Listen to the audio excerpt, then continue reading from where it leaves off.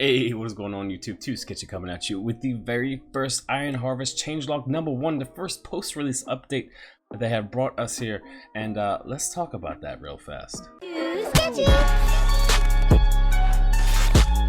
Alright, so I know you're a busy person, and so am I. I actually need to record several other things after this, but the very first changelog #1 here, and I know you're asking, where are the balancing? Where's the balance changes, man? You guys got any balance changes? You guys got any balance changes in there?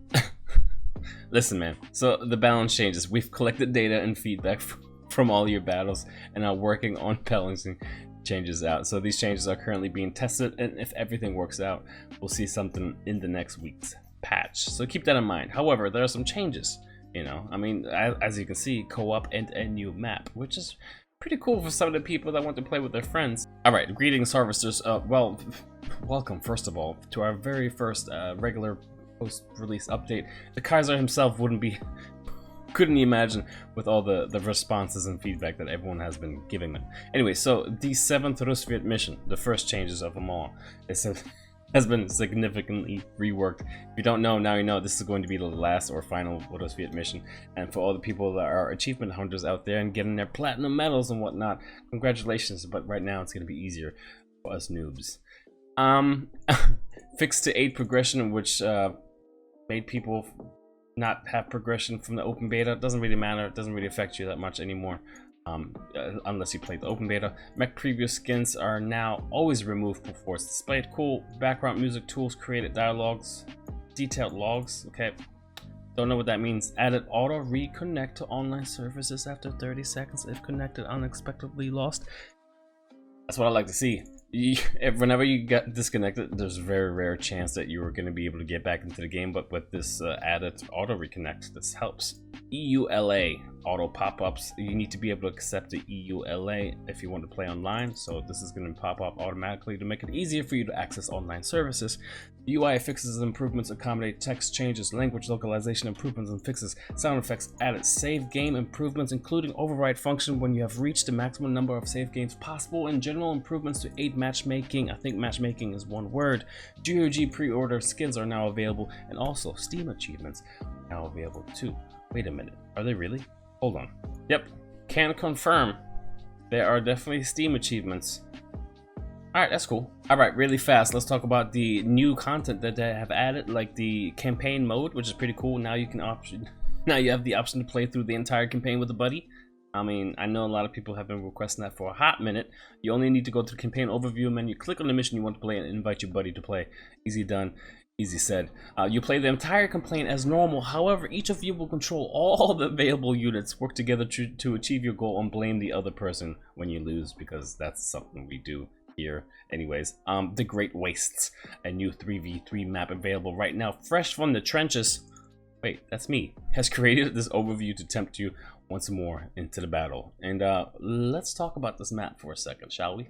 Alright, boys and girls, welcome to the brand new 3v3 map here. Let's go ahead and do our hotkeys. I've been playing StarCraft, my hotkeys are all janky right now. Anyways, what's important to know about this map, it's obviously a 3v3 map with everyone having their own little entrenched area right here, right here, right here, right here. If you take a look, you're pretty much bunkered in within yourself. You're going to be able to build inside, and your allies towards the middle, and you have another ally here, and then the enemy exact same thing. It's a mirrored map, so there's no, you know, there's no advantage or disadvantage. But let's dive into this a little bit further as we're finishing up this barracks, and Mikhail Sikorsky is going to be able to scout around the map a lot faster than any other unit. However, in the meantime, we are going to put some units inside of the cannons here, because I do want to showcase that to you guys as soon as possible, because they have been slightly reworked, and there's a thing you can do with them that a lot of people didn't realize. Again, the most important thing about this map, besides obviously a 3v3, are not only the resource boxes or where the victory points are, which you can see one smack dab in the middle on top of this hill, one on each side, which is pretty much entrenched by a trench, and what are we looking for? Oh yeah, the resource boxes. So if you get Sikorsky, he's going to be able to showcase where these boxes are and what's inside of them. So, let's talk about this real fast. On this side, right here, this is going to be the sawmill. This is the barren wasteland, and this right here is the quarry. On the sawmill side, right here, you're going to have yourself an engineer box. and not really that useful, but it's there if you want to be able to build fortified defenses and whatnot. Towards the middle, smack dab in the sawmill area. We call it the sawmill because there's like wood being gathered. You can see like little tools and whatnot here. Little hut there, more wood and whatnot. There's going to be a medic box, right? And this is going to be mirrored. So the map is mirrored. Let me show it to you in a second. Where's the other box? Here. Okay, I'm gonna talk about that. The map is mirrored like this. Sorry, like this. Okay. So top to bottom is exactly the same. By the way, if the dev team is watching right now, this box is really hard to see. For everyone that's very curious, where the hell is this box? You can't find it. It's kind of buried beneath the ground. Hopefully they'll lift that on the y-axis a little bit, but that's again another engineer. So like I said, right, this right here is the middle point. This is the mirror aspect of the game. It's straight through here. Everything below it is exactly the same as everything on top of it. It's not mirrored like this, and I say that because of when we go to the other side of the battlefield, these boxes that I just opened are going to be slightly different. The most important box, however, is going to be this one, smack dab in the middle. So if you are, for example, this player in the middle, or even orange up here, rushing towards the middle box that is near the strategic point right there is going to be very, very valuable because, well, I'll show it to you. I'll show you why. What do you think is in there? Oh, besides, let's show what's in there. By the victory points, I already said there's one. This is going to be a gunner, right? Okay. This is going to be another important one. The gunner is pretty important too because you can sort of just maybe build a bunker here or here, wherever you really want. Maybe even right here to stop this choke point. Put a gunner inside of it. Pretty cool. This is the important box though because of that. That LMG or MG is going to be super important. Obviously holding this point early is going to be key because artillery later is going to make it impossible for you to be able to get that. Like I said, this map is mirrored throughout, I guess you could say horizontally, not vertically. So this should be another gunner. If not, then I'm mistaken. But I'm pretty sure that should be another gunner. Michał Sikorski going to be able to open this. There it is. Like I said, gunner. But it's not, it's mirrored, right? So there's going to be a slight difference on this side. Everything that you saw in the sawmill area, which was engineer, medic, engineer, is going to be different on this side towards the quarry side. And I think the quarry side is going to be slightly more aggressive due to the fact that this box right here is not an engineer, but it's going to be a grenadier, right? And that's pretty much the big difference here. In the middle, again, we are mirrored across, right? Horizontally mirrored. So if you want to test yourself right now, what was on this side, towards the middle side of the sawmill, is going to be exactly on this side as well, which is going to be a medic box. You are correct. Congratulations, you just got yourself some sketchy points. Obviously, since we're mirrored, this was a grenadier, so you can pretty much assume that this is going to be a grenadier as well.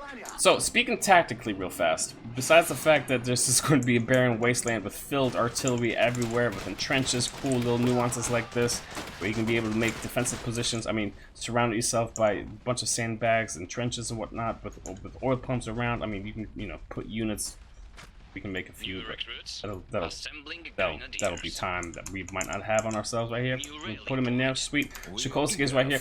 The cool tactical aspect of this is the flanking abilities. So if you look at the tactical map real fast, each of these wooded areas, right, are pretty much going to force people to take them, and whoever does take advantage of these woods is probably going to dominate because, well, the middle of the map is pretty much like middle lane of any game, like League of Legends or some sort of Company of Heroes. Like, people just bash their heads against each other throughout the middle, but whoever can take advantage of these flanks, because if you see all these outlets right here, there's a path here, the path out here, there's several paths actually, there's a path even right here, and the biggest path of them all, if you manage to sneak a unit all the way across, for example, like a slow Eisenhans without anyone noticing, let's say from, you know, this workshop, let's say this was the workshop, you pan them out, he was able to sneak by through all of this.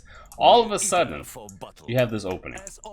And I think that's a very, very huge objective of the game. I mean, obviously, we'll most likely see meta aspects of the game, like there's going to be bunkers here, or there's going to be a mech back here to anticipate that kind of stuff. But in the beginning, I don't think people will know about this much at all. Let's look at this free opening that you have into the enemy base. I mean, that's just one of them openings. I was talking about how right here, there's going to be, you know, slight flanking abilities. Like you can hide your thrustings in here, you can flank through here, even you can flank through this middle opening section. And again, people are going to be bashing their heads in the middle of the map because, well, that's what people like to do.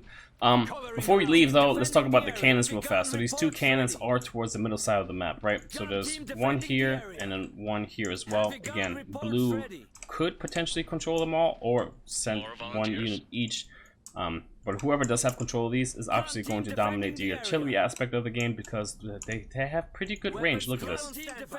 Alright? They don't reach the middle side of this, but oh yeah, look at this. This is pretty cool. Look at the amount of cover you can have. You can have several units, you can put a bunker, you can have an Eisenhower here, you can have a mech right here. But speaking of, so this having gun, for example, I can have it rotated like this. And this gun can rotate slightly like this. And not a lot of people know that you can actually rotate these guns. There's a limit to them. You can't like pan them all the way across, obviously. They have about a 90-degree limit, right? So you can look all the way, if you keep doing this, kind of buggy, but keep doing this, it'll go, and then it'll stop. So this, it's to this, so pretty much the end of this stone to the end of this stone is your range. So it's about 90 degrees or so. So yeah, that's pretty much it. Hopefully that gave you a little insider real fast. Again, didn't want to play the game too long, and let's jump into the remaining changelogs. Besides that really cool map, we have native mode story trailer, which is really cool actually. I haven't tried it yet, but I've seen streamers use it, especially for the ones that speak either Polish, Russian, German. I got a burp. We're also pleased to work with many international people to essentially give you the story campaign, even multiplayer in native mode. So Peggy 60. We're not gonna watch all of this, right? But Ty idziesz na wojnę? Słyszałaś. To kilka miesięcy. Ist Fenris nicht mehr aufzuhalten. German. Przecież dobrze wiesz, co potrafią te Это дружеские переговоры. So it's really cool to be able to play your native language, whatever it is you desire. So that's awesome. That's gonna be awesome. That's, I mean, that's an amazing little added bonus for us there. And then accolades. This is pretty much how good the game has done. And people saying it's spectacular and phenomenal, and IGN giving it a thumbs up. So that's really cool to see, especially bringing in a new player base, just a ton of people.